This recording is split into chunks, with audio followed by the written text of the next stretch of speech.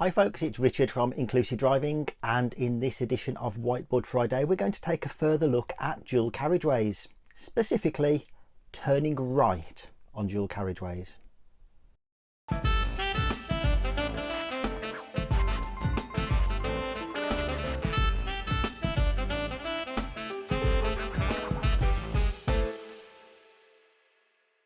So as always, let's draw a diagram.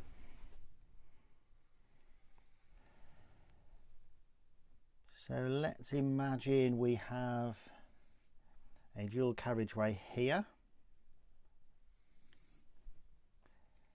and there is a side road leading onto it. As we've already mentioned, the number of lanes on a dual carriageway is actually irrelevant. What we normally find is that there are going to be 2 lanes in each direction. But remember, it could be 1 lane in each direction, it could be 3 lanes in each direction, it could be a different number on each side of the carriageway. It's the barrier in the middle that defines the dual carriageway. And just to make it clear, let's put on the direction of travel. We're coming out of this side road then. Let's put a giveaway line there. Let's give it a triangle. Let's give it a road sign because it's particularly hazardous. Let's imagine this road is 60 miles per hour. Now you should find, if the dual carriageway is different speed limit to what you're on, you should find a speed limit sign here, just so that you know what speed to expect traffic to be doing. Now we want to turn right from here to here. What we have to think about is our vehicle short enough to fit in this gap in the middle? Let's just define this gap with some dotted lines. Let's imagine that's our car. Our car cannot fit in that gap. It would end up sticking out into the overtaking lane of this carriageway.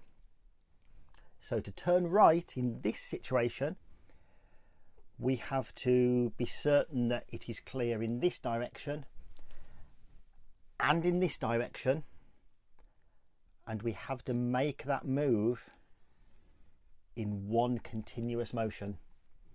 There is not time to stop in the middle of this road.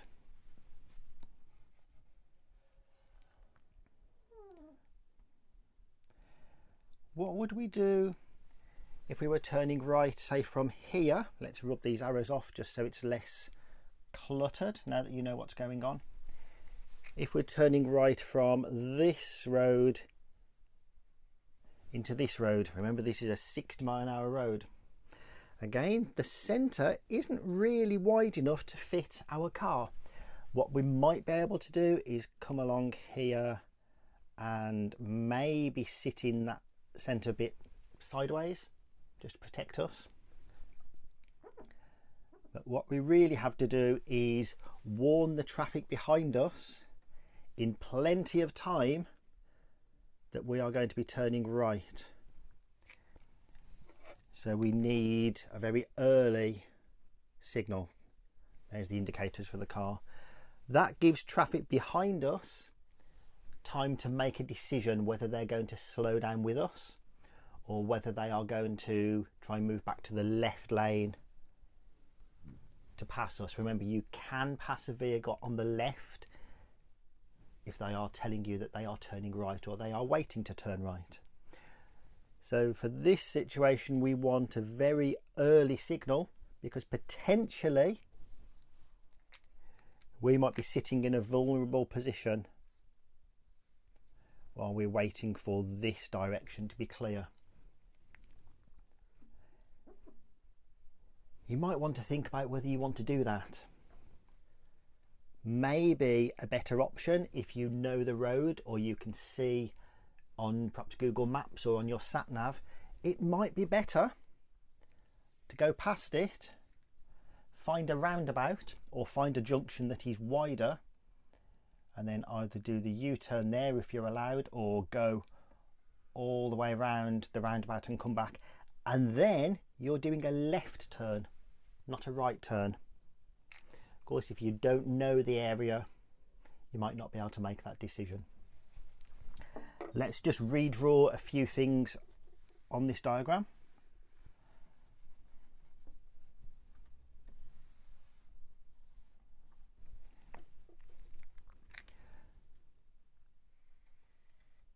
Let's redraw it so that the central reservation is much wider. We could even put some road markings in here.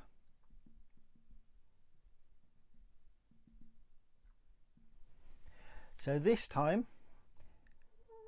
if we're turning right from this side road onto this road, it's thin, isn't it? It's maybe a single carriageway. Let's make it a dual carriageway, not to scale.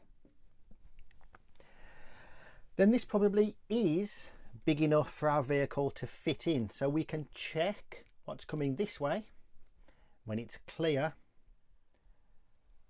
we can go to the middle and we can wait again in safety until it's clear from this direction, and then we can continue. We can do half the road at a time in that case. This of course varies on the length of your vehicle. You've got to know your length and make a judgment as to whether you'll fit in that gap. If you are towing a caravan, of course you haven't got room, and you would have to do that turning in one go. Or, as we've discussed, the alternative, which might be safer, is to turn left, find a roundabout to go all the way around, and then come back that way. Of course, that's always your choice. Well, that's all for now, and we'll see you on another edition of Whiteboard Friday very soon.